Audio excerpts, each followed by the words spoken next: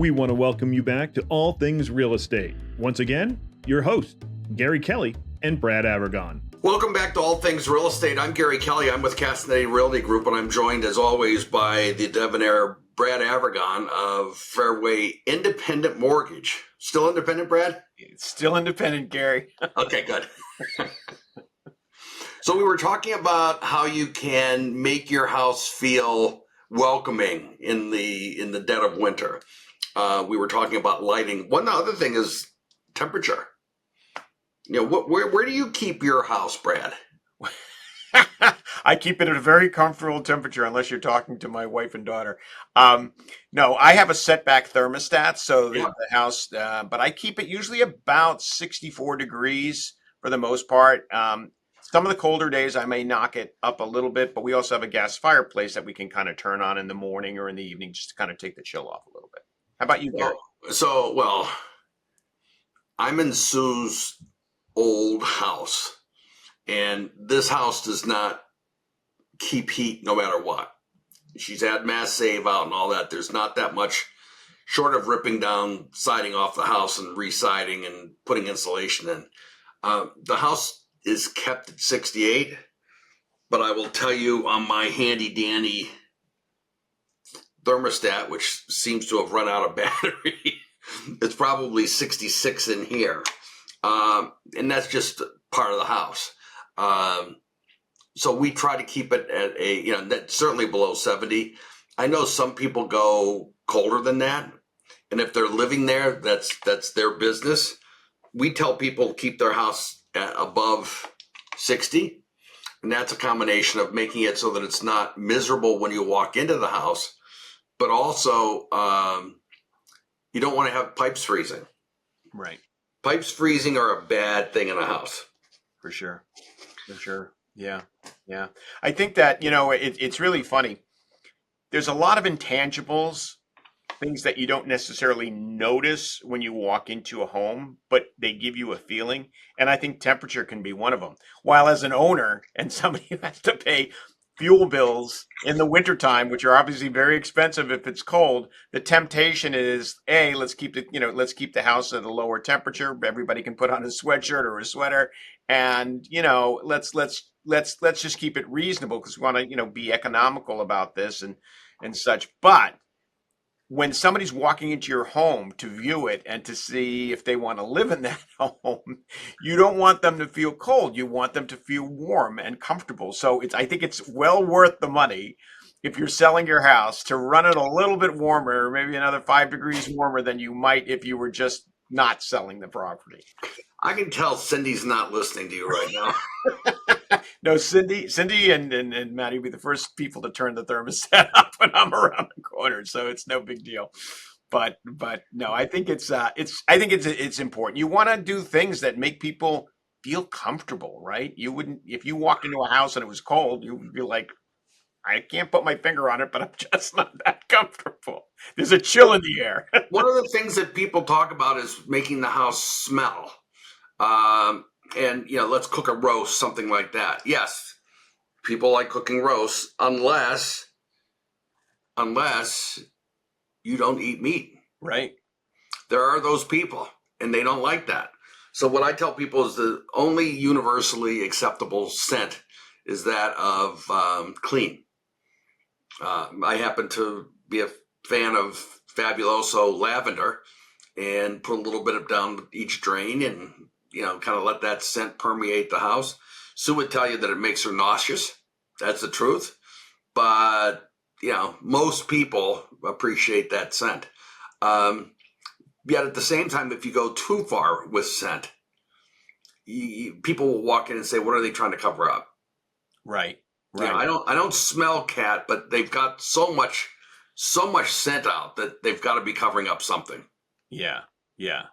And also, lavender is a to most people is a pleasant smell. I know Sue doesn't enjoy it, but it's a pleasant smell. I think clean is kind of a bit of an ambiguous term in the sense that if it smells like a doctor's office when you go in there, that's Right. that's a little too clean. That's like clinical clean. It's like, okay, that can be very, very strong and overwhelming. You want it to to be comfortable. I know that like Is Murphy's oil soap an acceptable scent to you, Brad? I think it is. Okay. It is. It is. Murphy's oil soap is You know, good. Murphy's oil soap is the everything cleaner that cleans everything cleaner. You didn't know that. I did not know that. I did not. I'm from Cleveland, and it was invented in Cleveland, and that was one of their taglines on early morning TV was the everything cleaner that cleans everything cleaner. Well, you guys had Murphy's oil soap. We have Dunkin' Donuts. What can I tell you? Which Exactly. Exactly. So yeah, but I mean, I know sometimes it used to be that people would say, put a a poppin' fresh dough in the microwave oven or something like that, or just something that had a pleasant smell to it, or cinnamon stick in water or something. What do you think about those types of things? I think that they're gimmicks. You know, it's can be pleasant. You know, I know that it's amazing. We distribute pies to our customers and that kind of thing. Apple and pumpkin. Apple was by far the largest seller, if you will. I put quotes around that. And there are people that will say, I can't do that. I can't. You're trying to kill me. I'm a diabetic. I can't have any of that. Well, okay, that's not what we're trying to do. But it goes down in the category of you can't please everyone. Right. So make an attempt. If your house has a scent and you won't notice the scent because you live there, you need to have a good friend that can say, yeah, there's that dog you used to have, its scent is still in the house. Yeah. And how do you deal with that? What do you do about it? That I think is really important. Yeah. Do you recommend that people have a professional cleaning to their homes before they list them? Just because, as you said, they may be comfortable with the smell of food that they may have cooked in the past that kind of lingers in the air. They're very comfortable with it, or the cat or the dog, but other people are not. So what we do is when we go into a house, in the final days before going live, we have a kind of a plan of what we do. We'll go in and we'll stage. Now you say, well, okay, what do you do with staging? We actually use 95% of the owner's stuff. We don't bring in stuff. We take what the owner has and we move it around. Oftentimes owners will do things because it's makes sense to them and the way they live, but it may not make sense to the general population. So we try to restore walkways and that kind of stuff so that people can get through the house and understand the layout of the house. Inevitably, when that's finished, we have unleashed the wrath of the dust bunny. They are everywhere. So we have a cleaner come through, clean the house, make it pristine. Then we have the photographer go through, often same day or one day apart, and do the photography. Then we go to putting it on MLS and all that.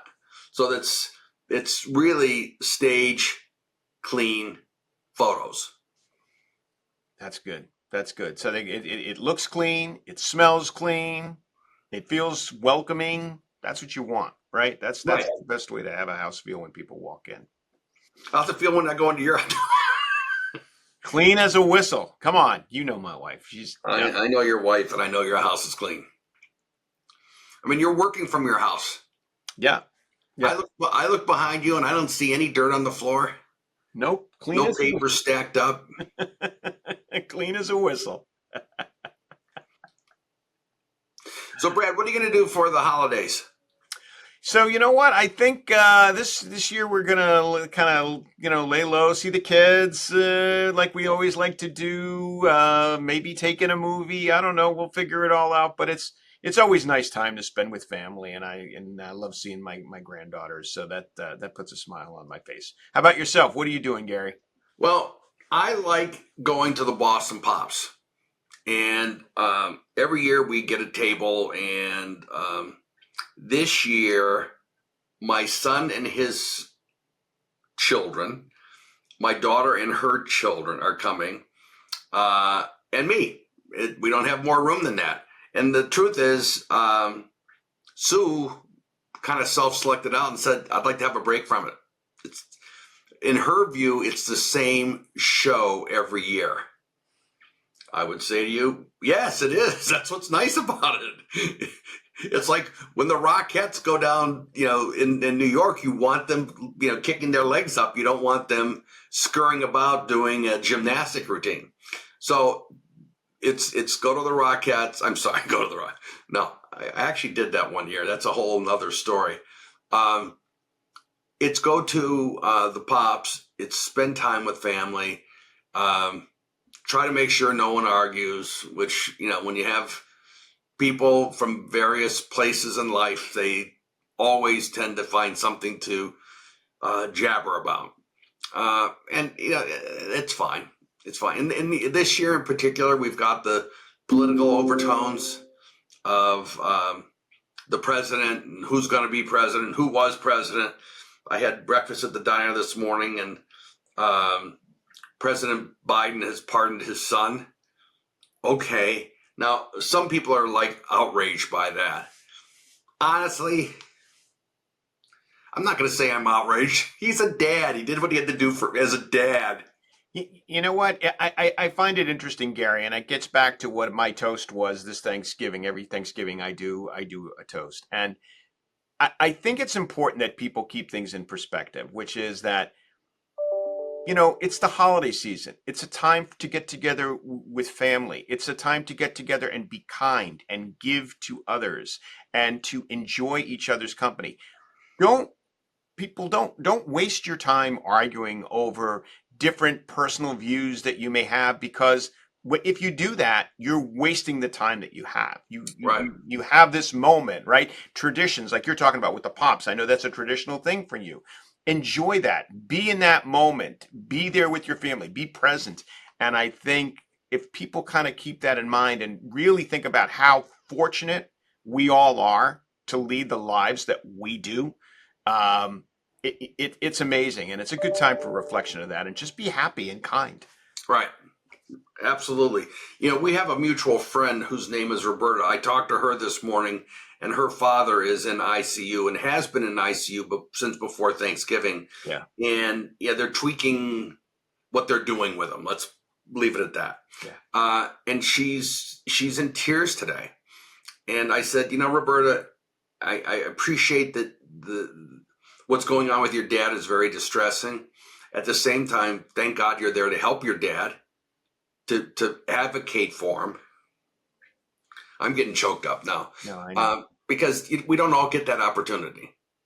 Right. So, enjoy the time that you have. Exactly. And she's such a giving person, and prayers out to Bob for, I sent something to her as well. Hopefully he'll come back from this and recover and heal. But she's doing a bang up job, and her husband as well. Richie did really, really great running. They run that program that you and I were working at, that community Thanksgiving dinner. And, right. Bob's done that for years, and I know if he could have, he would have, come Right. there. If he could have, he would have. But in given where his health issues are right now, they did a fantastic job and are just such giving people. And I wouldn't want to make Bob feel bad by saying we didn't miss you. Yeah.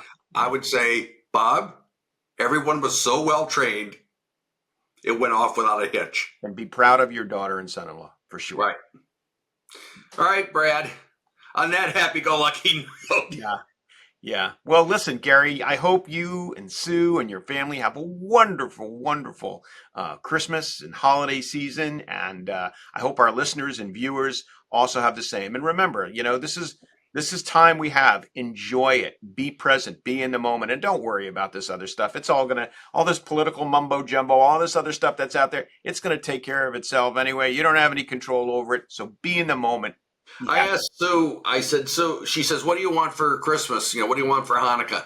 And I said, you know what I want? One day with you, not on your phone. That's a good one. Just one day. That's a good one. So I might steal that idea. Well, I don't know if I'll get that. It was immediately met with, will you stay off your phone? That's fair. It is fair. All right. Be well, Happy Jared. holidays, everyone. We'll see you in the new year. Bye. Thank you for watching All Things Real Estate. If you do have any questions, feel free to reach out to Brad or Gary.